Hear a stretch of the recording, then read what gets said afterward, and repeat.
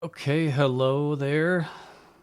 I am going to put together a video and show you guys how that I edit my ripped vinyl and make it sound better, and how I export it into FLAC. And I thought I would do this because I'm bored. It is spring of 2020, and everybody's on a stay-at-home order because of COVID-19. And so I have nothing better to do. And I figured when I was doing when I started to do all of my vinyl rips, I noticed that there wasn't a lot of detailed information on how to use Audacity for vinyl. There's a lot of programs out there that'll do vinyl, but Audacity is free. And you can go online and you can see videos on how to cut, label, even remove clicks. But I wanted to get a little more detail with my vinyl. And so I'm making a more detailed video. If you're looking for the quick and dirty cut and label and export, this is not that video. This is going to be probably a long video is my guess. And I'm going to do it in 3 parts. I'm going to do file cleanup is going to be the first part, where I go in, I clean up the file, make it louder, do some other adjustments. Then the second part, I will show you how I speed up my workflow with chains. The third part will be about filing and tagging and putting album art and all that kind of stuff. If you already have that part nailed or whatever, you can skip that part. But that's what this is going to be about. I welcome comments from those of you that know how to do this, and if I'm doing something wrong, like I said, I didn't have anything to look at. So some people may have a better way to do things, something quicker. So if you have anything cool, add it to the comments. That would be helpful.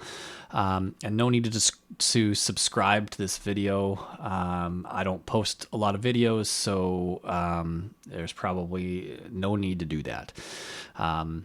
Anyway, a couple housekeeping items before we get started. You're going to want to listen to this in headphones. There are some detailed audio, like when we reduce noise and the rumble filter and stuff like that, that you're going to want to be able to hear that. Unless you have your speakers full blast, you probably wouldn't even hear that. So headphones will help. There are shortcut keys in Audacity that I will be using. You can get to those in Preferences and under keyboard, and you'll see them all here. You can actually make your own. I have made my own. I'll try to tell you when I've made my own, so when you guys do it at home, it actually works. But you can see what they are here. But I'll let you know what they are when I'm using them. And then also what you want to do is go into View and turn on clipping, because whenever you're editing your audio, and you can edit it in a way where it will clip, and you don't want that. You don't want any distortion. You want to keep everything you do under the meter here. And so that is pretty much the intro part of it. Like I said, we're gonna get started with probably the main portion of this, which is going to be cleaning up the file and getting it ready for export. So on to the next section. Okay, so I've loaded up a WAV file here. You can see that, and this is what a normal, rip will look like, something like this. This is going to be in 30. I've encoded, or I guess, encoded it or ripped it at 32-bit float and 96 kilohertz, depending on your phono stage interface, or I guess your ability to discern 192 kilohertz versus 96 kilohertz, or 44.1 for that matter. This is what I like to work with, and what I use for my master files. I won't export in 32-bit float. I'll probably export in 24-bit, and I'll probably keep it at 96 kilohertz. But anyway, and the other thing too is, just if you're listening to this in YouTube, well, I guess you would be. When I upload this, of course, you're not going to get this type of audio. You're going to get just a regular MP3, 320 kilobits per second or whatever. So don't listen for that great audio or think to yourself like, that doesn't sound that great. Like, why do people rip vinyl? You're just not going to hear that nice. Well, I mean, it'll still sound nice, but just know that you're listening to it in MP3 format and not this. Okay, so the first thing I'm going to show you here is just very quickly how to zoom in. So my first shortcut key will be the control and the scroll wheel on your mouse, and that'll zoom you in and out. You can also highlight and zoom to your highlight with that button. This button will zoom you out to the full file, which I like that one. And then you can also minus and add, or I guess zoom. And I like the scroll wheel. So here's how I cut files. You can zoom in all the way down. What I would not do is cut it here, only because if it's too close to where the song starts, the speakers will start playing it around here and you'll miss that little bit. So I always back it up a little bit. And I'm going to hit Control Tab for my cutting. And I think the shortcut, the default shortcut is Control I, but if you're using a mouse, and if you're like me, Control I isn't like a smooth left-handed motion. So I changed to Control Tab to kind of speed things up. It's totally up to you. You can keep Control I if you want, but that is what I do. So that is where the song starts. I'm going to zoom out. I usually listen to it too, but I don't want to scare the crap out of everybody with the loud. Too bad I did anyway. And then so I'll zoom out, and then some vinyl doesn't have the easy fade outs and fade ins of the next song, so you just gotta try to find it. Luckily, I kind of know where this one is. It's in here somewhere. Yeah, it's where that piano hits. So I'm going to hit Control Tab to cut that, and now I've got a song. So I'm going to double click to highlight. I'm going to hit Control B, as in boy, to label the song. And I don't put anything in here, and I'll show you why later. But the internet has all the information for tracks out there, so typing them in by hand is just a waste of time. So I'm going to when I export it, I'm going to let them number the labels for me, and then I'll be able to have them in order when I go to get the details from the internet. So right now, we'll just keep it like that. So that's how you cut a track. That's how you label a track. Because I've already done this to this song or file, I'm going to pull the labels that I've saved. I'm just going to undo. That's Control Z to undo. And I'm going to pull up the labels that I made for this album here.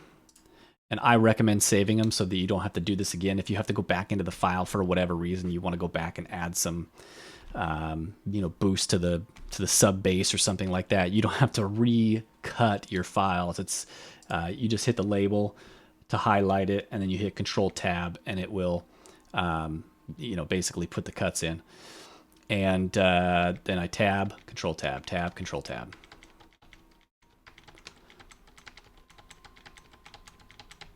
Oops. Go back here. And that N right there is my noise, and I'll show you that later. But if I zoom into that, that's just my my noise clip, and that's going to be important later. But that's why that says an N there. Okay, so I've got my files cut. I want to show you the click. The only file here that shows it's got a big click in it is this one, pop click, whatever you call it. So I'm going to highlight that, and I'm going to go into Effects, and I'm going to click on Click Removal. So this is a slider that is basically the threshold of the click. It is how loud the click is, basically. So if you want to get rid of softer clicks, you would go more sensitive. If you want to get rid of just the louder clicks, you'd go less sensitive. If you get this too much, it'll start removing music. If you do it too far this way, it won't remove the clicks. So this, I think default's 200. This is kind of a good, this is what works for me. I've never had problems with this. Max spike width is basically the width of the spike. You're telling it how wide you want the spike, how wide you want it to look for spikes. And again, if the spike's too wide, it might take out music. If it's not wide enough, it won't get the click. So you get the idea. Just fiddle with this. The default is good. This is very close. I think the default's 220. I made it just a tad more sensitive, and it works fine.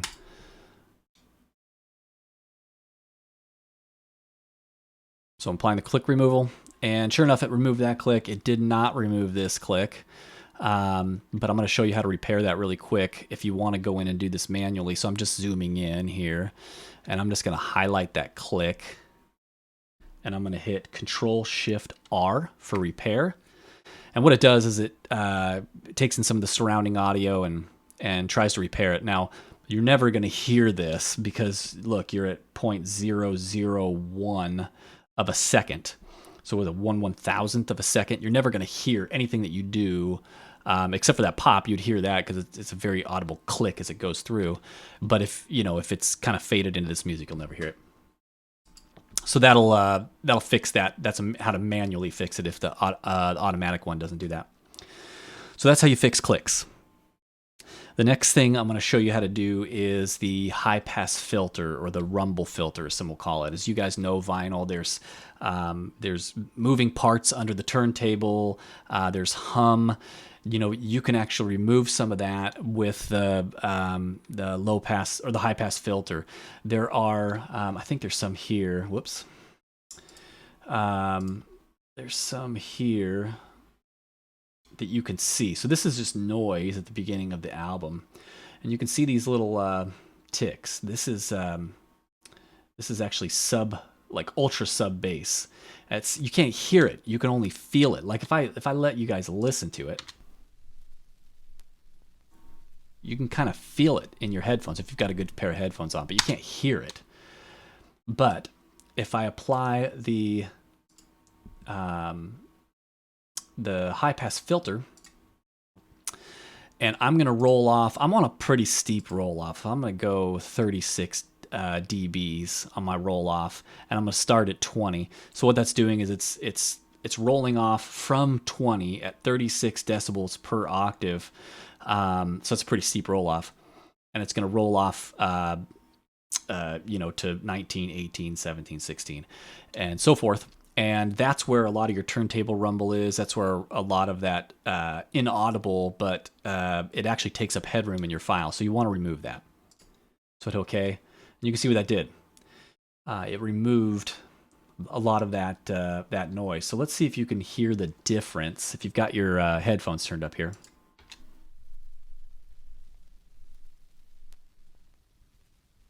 See how that ultra sub bass just goes away? And that's what we want. So I'm going to go ahead and apply that to the file. Let's go up here, high pass filter, click OK. And you can watch what it does to this file. So you'll notice that it's clipping, and it almost seems a little counterintuitive, right? You're removing this this rumble to clear headroom, but then you're losing headroom with these clips. And what I understand is happening, I'm not a genius by any means, but what I've heard is that because of the phase relationship between these frequencies, when you're removing some, it changes those frequencies later, or those frequencies later in the frequency chain. So it can boost those. So if I was to zoom out, you can see where that's done that. So there's a way around this, and this is what I do actually. I'm going to undo,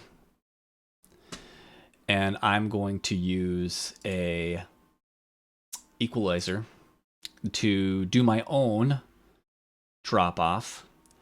And what I've found is this really just drops off those frequencies and it doesn't mess with these other frequencies. And the reason I know that, and I won't get into this right now, is if you've ever tried to invert a file on top of itself and then create a new file, it'll tell you what the changes between the files are. So for example, if I created an exact copy of this, then I applied the high pass filter to one of the files and then inverted the file. You can do that through one of these things. Maybe invert is in here somewhere. Yeah, you can invert the file. Then you can mix the files together into a new track, and that new track will contain just the differences between the two. And so when I did that, the differences between the high pass filter and my equalizer were pretty amazing. Actually, there was a lot of the track and the sound in that high pass filter that was taken out where it wasn't in the equalizer. But it does the same thing. It gets rid of the rumble, and I'll show you what I mean. So I'll get rid of this rumble with the equalizer, and you can see that it does the same thing. Maybe not as well, but it certainly works. So up to you. You can do it with the high pass filter. You'll just have to go in and normalize the file to get those peaks back in line. But you can do that too. Enough on click or on high pass filter. Let's move on to noise reduction. So I'm going to go back out, and I'm going to show you this noise. So I've already previously found some noise. You want to find some noise that doesn't have any music in it. It's just a good long clip of noise. It doesn't have to be super long, but you want I guess the longer the better. So you can hear that. That's what the noise sounds like. So the reason that's important is when you go to your noise reduction effect, it's going to ask you to get the noise profile. And what you're doing is, what the program's doing is it's identifying the noise floor. So like how quiet that noise is and what the frequencies are, right? So it's saying, okay, these are the frequencies of that noise and this is where that volume ends, so that it doesn't reduce the noise of the rest of your files. Okay, so then you've get the noise profile, and then you go back, and this Control-Shift-N is what I created. I think I created that. I don't think that's the default, but Control-Shift-N is what I used. And then you can adjust these sliders to make a difference in the actual noise. So this is the noise reduction. This is how much you're reducing those frequencies that it does. If you reduce this too much, it'll actually create artifacts in the file. You don't want that. So, I found that 12, 14 decibels is plenty. It reduces that noise plenty where you can barely hear it. Sensitivity, this is basically how much of the noise, how much noise do you want to remove, basically, of these frequencies. So it's like if you want to remove a lot of those frequencies and you plug this up here, this will remove some of the audio as well. And I'll show you how I know that, and you could test it by listening to the residue that it leaves over. And then you've got your frequency smoothing bands. Same thing here.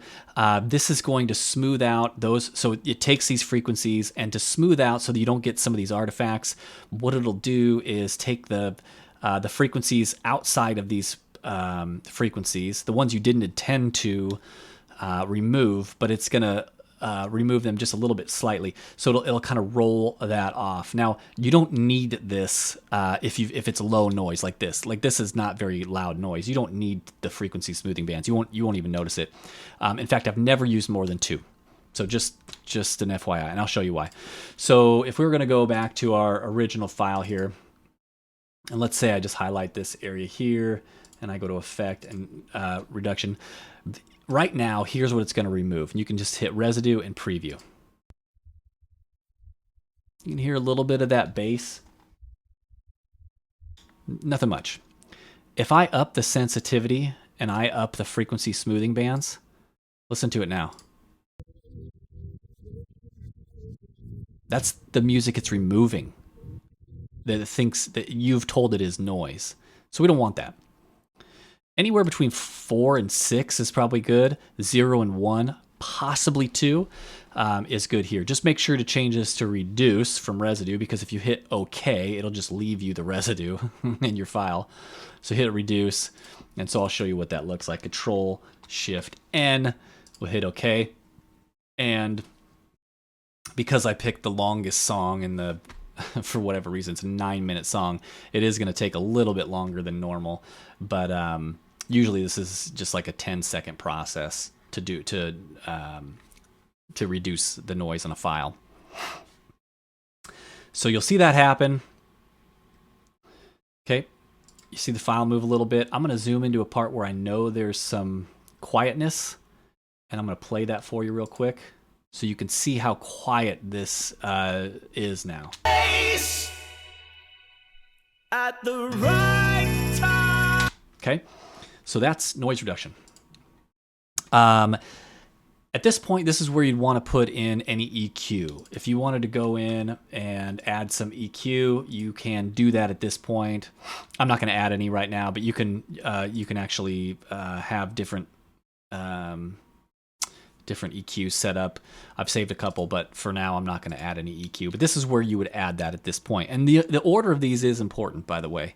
It is, and I won't get into it, but and then the next thing we want to do is I'd like to normalize this file. So you can see how this file is, it is not as loud as a CD would be, for example. In fact, let me pull up the CD of this song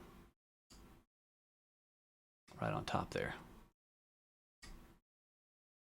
Okay, so this is the song here, and this is the CD version of that song. You can see how compressed and limited that is. So they've applied a heavy limiter. It's part of the loudness wars. You know, I'm sure you guys have all heard about that. It's probably why you're listening to vinyl.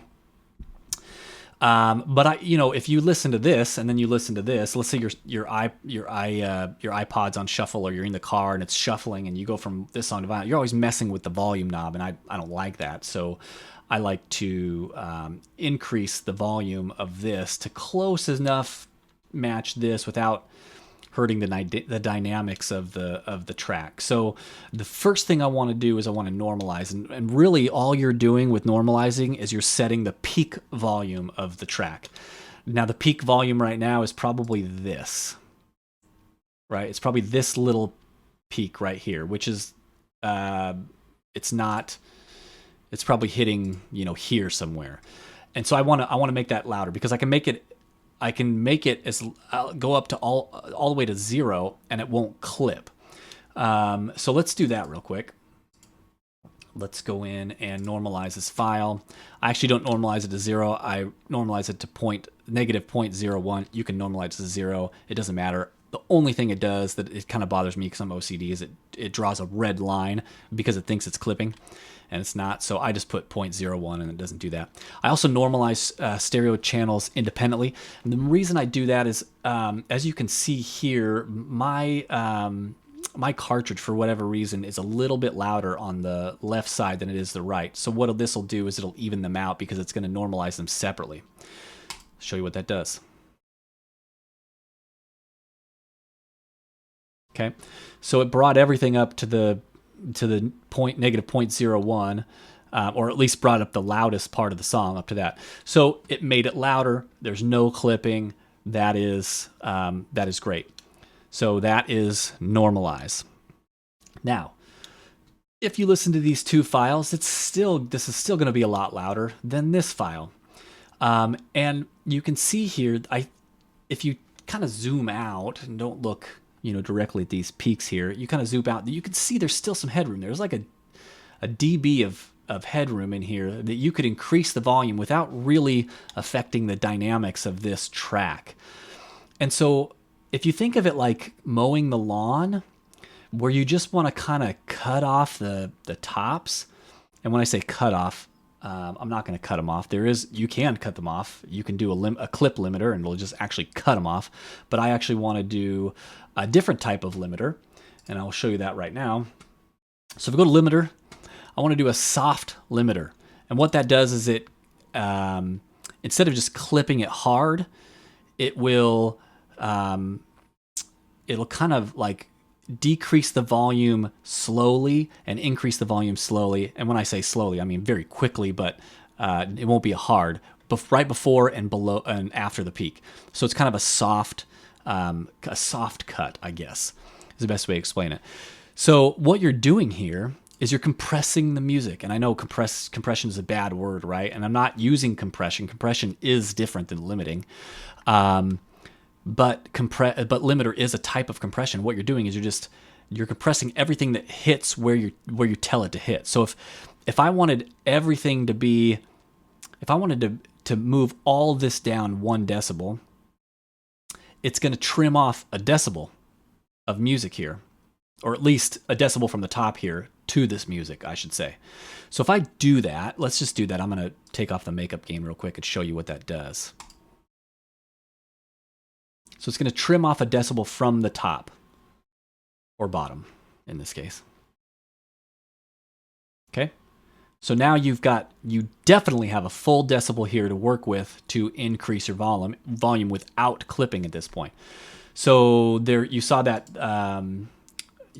makeup gain, and what that does is it just brings everything back up to that 0 point. So if we were to go back to limiter, turn on the makeup gain, do the exact same thing. Again, I don't know why I chose a 9-minute song to do this to, but usually it's about half this time. But anyway, I can. So now you're gonna increase the volume. We're still keeping those dynamics there. It's still gonna be quieter than this, but when you're shuffling, you're not gonna notice the difference as much. Hope that makes sense. But anyway, now you can see this file. So the last thing I would do is, well, I don't really do it like this. I use chains, but that is kind of where I will end this session. The next session, I'll show you how to do this a lot faster. If you did this to each individual file like this, you'd probably shoot yourself before you got done with your vinyl. So I'm going to show you in the next section how to do this a lot quicker using chains.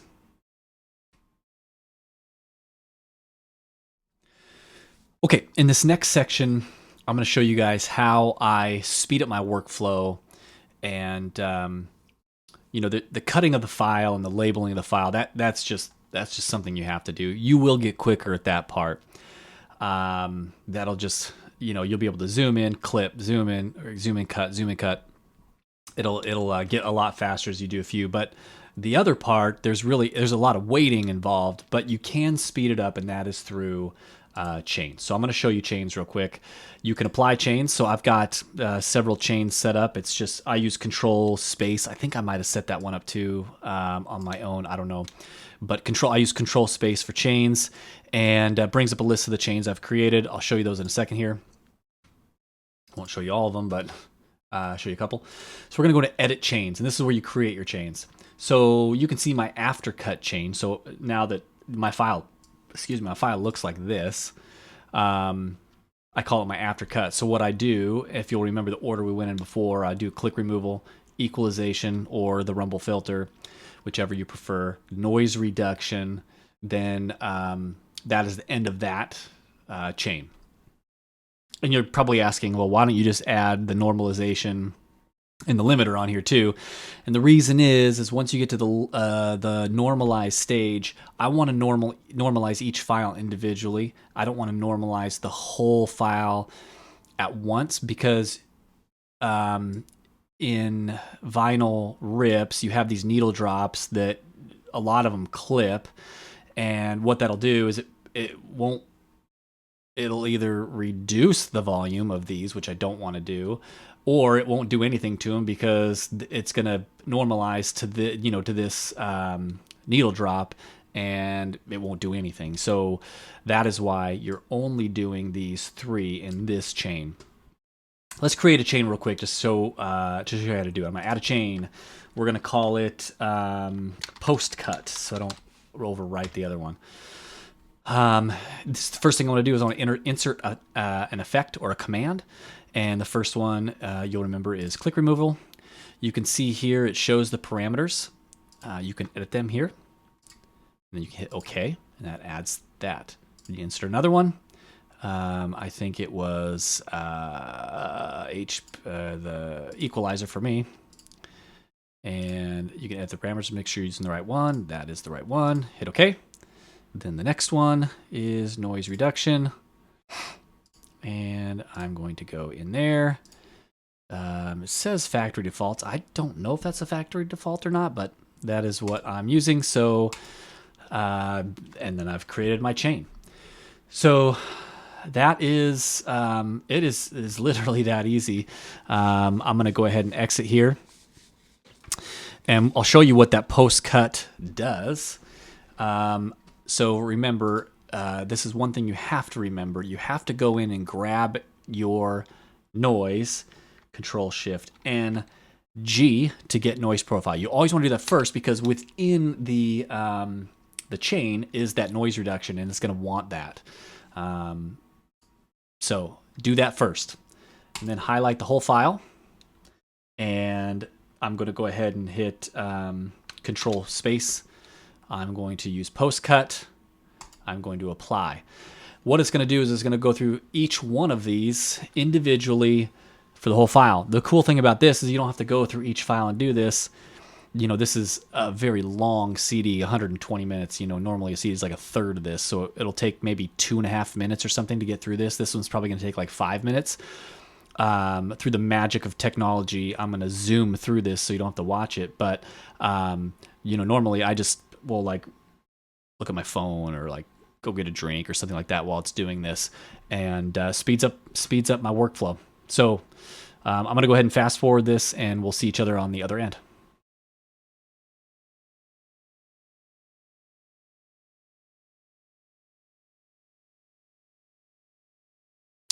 Okay, so that has done those 3 different effects all in a row in a chain. And you notice I didn't do a whole lot to the file while you were watching that. And, you know, if this happens to be some pretty decent vinyl, if you get some vinyl that is not decent, you'll see more of an effect, especially on like the clipping and the noise reduction. But in this case, not too much movement. So the next thing I want to do is, you'll remember, is to normalize. So I hit Control N and Enter. And that's going to normalize each file. Control R repeats. Double click, Control R.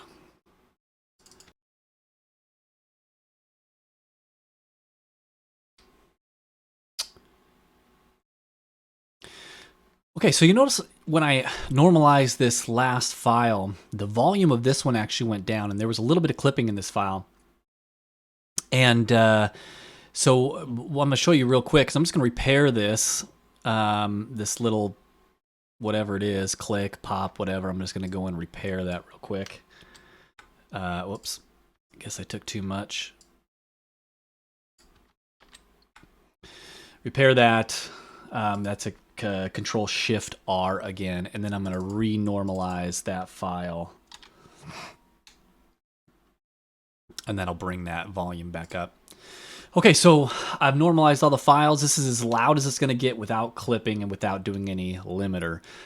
Some of you guys may be totally fine with this. If you don't listen to a mix of vinyl and CDs or downloaded music, you probably won't tell the difference.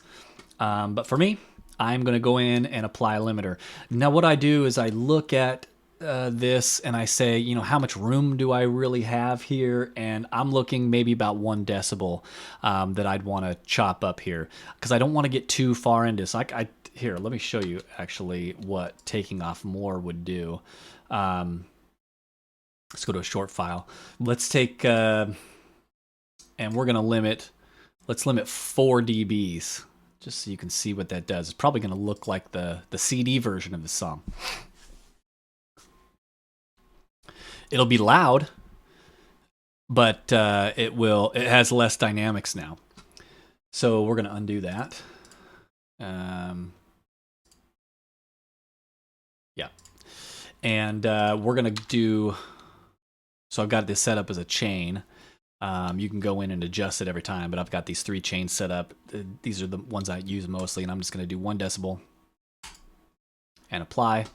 I will fast forward again.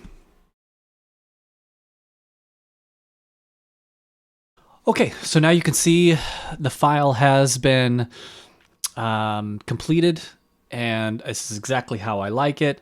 So now it's time to export the file. First thing you want to do is remove this label, because this will create a song of noise. So I'm going to delete that label. It's the first thing you want to do. I always forget to do it. You can do it later, but it's the first thing I do. Then I'm not going to change this, but you can if you want. This is where you would change your bitrate for your song. I'm going to leave it at 96 kilohertz. You can change it to whatever you like. And then you can either go File, Export Multiple, because you're exporting multiple labels, or you can hit Control-Shift-L. It'll get you to the same place. Choose your folder, or you can type in where you want it. If you don't have a folder, it will create one for you. I am going to export in 24-bit depth, and make sure you click this numbering before label track name. That will create numbers for these track names, and then they'll keep them in order for when you go to label them in the next program I'm going to show you in the next section. So I'm going to go ahead and start the export here. Do you want to create a folder? Yes, it's going to start export. It doesn't really take that long, but you guys don't have to watch it. We'll go to the next section.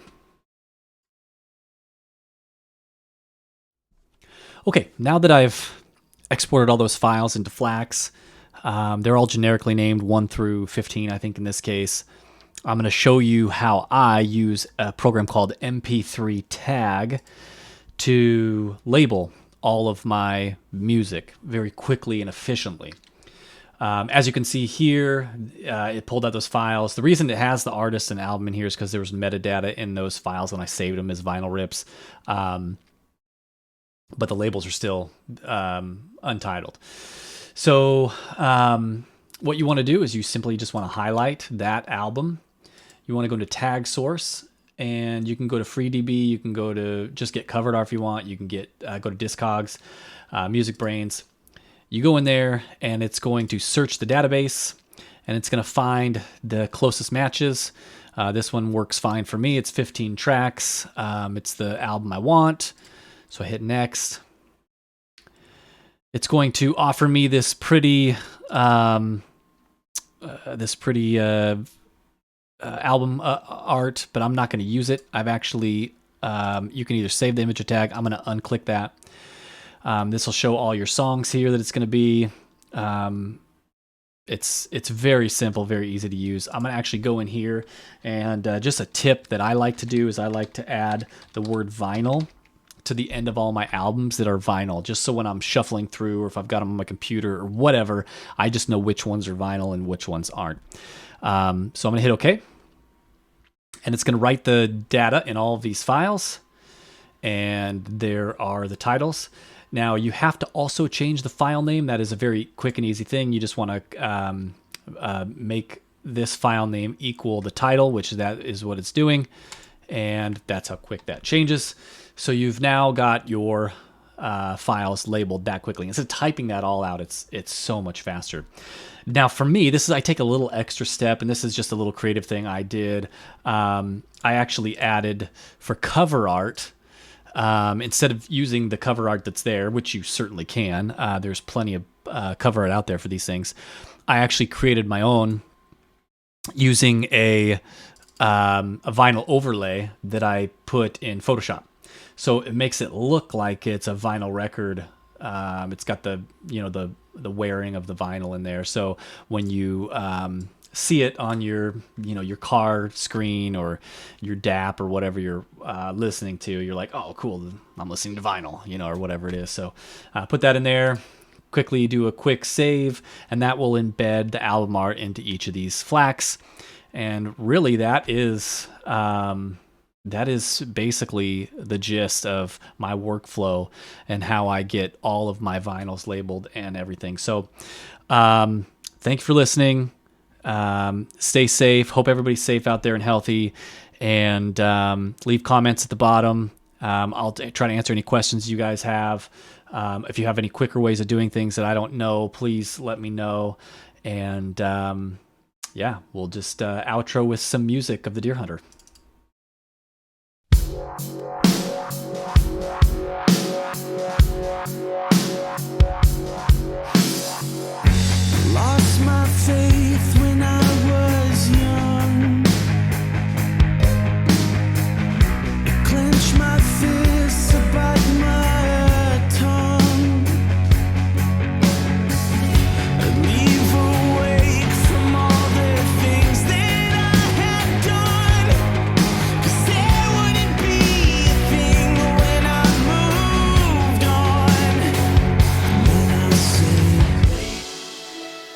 body's really piles of dirt?